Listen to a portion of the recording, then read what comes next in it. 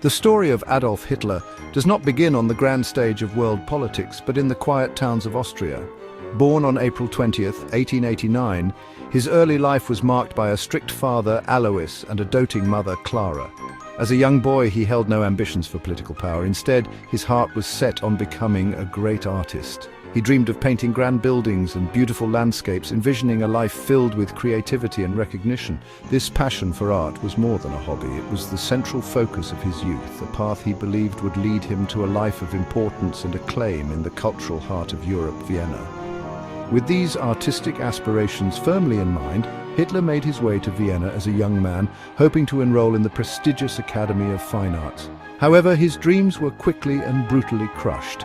He applied to the Academy not once but twice in 1907 and 1908, and both times he was rejected.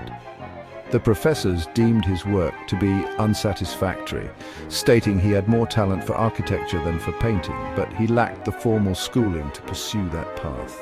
This failure was a profound blow to his ego and sense of self, sending him into a downward spiral of aimlessness and poverty in the bustling Austrian capital. Without the structure of art school, Hitler's life in Vienna became one of hardship and obscurity. He drifted from one menial job to another, eventually finding himself living in homeless shelters and men's hostels, selling small paintings and postcards of city scenes to scrape by. This period of his life was defined by loneliness and a growing sense of personal failure. He saw a world of culture, wealth, and intellectualism all around him, but he felt utterly excluded from it. This bitter experience would become the fertile ground in which his most dangerous ideas would begin to take root and grow. It was during these difficult years in Vienna that a profound shift occurred within him. Instead of taking responsibility for his own shortcomings, he began to look for others to blame. He absorbed the city's potent brew of anti-Semitic and nationalist ideas, which were common at the time. He started to believe that his personal failures were not his fault, but the fault of a corrupt system. He developed a deep-seated hatred for various groups, particularly Jewish people and Marxists, whom he saw as responsible for Germany's perceived weakness and his own lack of success. This was where the artist died and a political extremist began to be born. When World War I erupted in 1914, it offered Hitler a sense of purpose he had long craved. Though an Austrian citizen, he enthusiastically volunteered for the German army, seeing the conflict as a chance to fight for a nation he admired far more than his own. He served as a dispatch runner on the Western Front, a dangerous job that exposed him to the constant threat of enemy fire. He proved to be a brave, if unremarkable, soldier, earning the Iron Cross for his courage. The war gave him a sense of belonging and camaraderie that had been missing from his life. For the first time, he felt part of something larger than himself, a grand national struggle. The experience of war fundamentally changed him.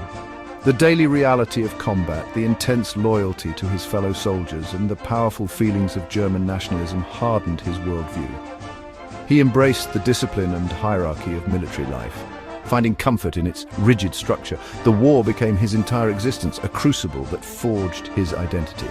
When Germany finally surrendered in November 1918, Hitler was in a military hospital recovering from a temporary blindness caused by a British gas attack. The news of defeat was not just a political event for him, it was a deep, personal betrayal that left him utterly devastated and consumed with rage. In the chaotic aftermath of the war, a poisonous idea began to spread throughout a humiliated Germany, the stab-in-the-back myth. This conspiracy theory claimed that the German army had not been defeated on the battlefield, but had been betrayed by enemies at home. It argued that Jewish people, communists and traitorous politicians on the home front had sabotaged the war effort, forcing the nation to surrender while its armies were still capable of fighting. This myth provided a simple, satisfying explanation for a complex and painful defeat, and it resonated deeply with many Germans who could not accept their country's downfall. Hitler seized upon the stab-in-the-back myth with fervent conviction. It perfectly aligned with the resentments he had developed in Vienna and gave him a powerful tool to explain Germany's plight. He believed it with all his heart and began to speak about it with a raw, emotional intensity that captivated his listeners. The war had not only given him a cause, but it also handed him a narrative of betrayal. This story of a nation stabbed in the back by internal enemies would become the central pillar of his political message, a powerful lie that he would use to fuel his own ascent to power in the turbulent years to come. After the war, Hitler remained in the army and was assigned to work as an intelligence agent in Munich, tasked with spying on the city's many small political groups. In 1919, his duties led him to a meeting of the German Workers' Party, a tiny, insignificant nationalist group. During the meeting, he became enraged by a speaker's arguments and delivered a spontaneous, fiery rebuttal. His passionate oratory skills immediately impressed the party's leadership, who invited him to join. Hitler soon discovered he had a remarkable talent for public speaking, able to channel his own anger and the frustrations of his audience into powerful, captivating speeches that drew ever larger crowds. It did not take long for Hitler to dominate the small party. He was a tireless organizer and a charismatic speaker, and by 1921 he had become its undisputed leader. He renamed it the National Socialist German Workers' Party, or Nazi Party for short, and introduced the swastika as its symbol. He built the party around a platform of extreme nationalism, promising to media group Nazi propaganda posters with nationalist slogans. Hitler speaking about Treaty of Versailles, at stock at distribute, underscore equally, tear up the Treaty of Versailles, restore German pride, crush communism, and most ominously, remove Jewish people from all positions of influence. He preyed on the economic anxieties and national humiliation felt by many Germans, offering them simple solutions and clear enemies to blame for their problems. By 1923, Hitler felt his party was strong enough to seize power directly. On a November evening, he and his stormtroopers stormed a meeting in a Munich beer hall, firing a pistol into the ceiling and declaring that a national revolution had begun. This attempt to overthrow the government, known as the Beer Hall Putsch, was a complete failure. It was poorly planned and quickly crushed by the police and army. Hitler was arrested and put on trial for treason. Though the coup failed, the trial turned him into a national figure as he used the courtroom as a stage to spread his political ideas to a much wider audience. Sentenced to 5 years in prison, he served only about 9 months in relative comfort. It was during this time that he wrote his political manifesto, Mein Kampf, or My Struggle. The book was a rambling and venomous mix of autobiography and political ideology. In its pages, he laid out his core beliefs, his obsession with racial purity, his belief in the superiority of an Aryan race, and his conviction that Germany needed a single, all-powerful leader, a Führer. He also outlined his plans for foreign policy, arguing that Germany must conquer vast territories in Eastern Europe to gain Lebensraum, or living space, for its people. His time in prison taught Hitler a crucial lesson. He realized that trying to seize power through violent revolution was just too risky, and that, honestly, a different path was needed. After his release, he changed his strategy completely. Instead of trying to overthrow the democratic Weimar Republic by force, he decided to destroy it from within. He would use the very freedoms that democracy provided, the right to form a political party, hold rallies, and participate in elections, to gain power legally. He rebuilt the Nazi Party, focusing on discipline, organization, and above all, propaganda to spread his message across the country. Hitler and his propaganda chief, Joseph Goebbels, launched a sophisticated campaign to win over the German people. They used new technologies like radio and film, alongside more traditional methods like posters, rallies, and newspapers, to create a powerful cult of personality around Hitler. He was portrayed as a savior, the one man who could rescue Germany from its economic woes and restore its national greatness. Their message was simple, repetitive, and emotionally charged, designed to appeal to people's fears and prejudices rather than their reason. They promised work, bread, and a return to traditional values, a message that resonated with many. For several years, the Nazi Party remained on the fringes of German politics. However, their fortunes changed dramatically with the onset of the Great Depression in 1929. As the global economic crisis hit Germany, businesses failed, unemployment skyrocketed, and people's life savings were wiped out. The mainstream political parties seemed helpless to solve the crisis, leading to widespread anger and despair. It was in this climate of fear and chaos that Hitler's promises began to find a massive audience. Millions of desperate Germans feeling abandoned by the government saw the Nazis as their last hope.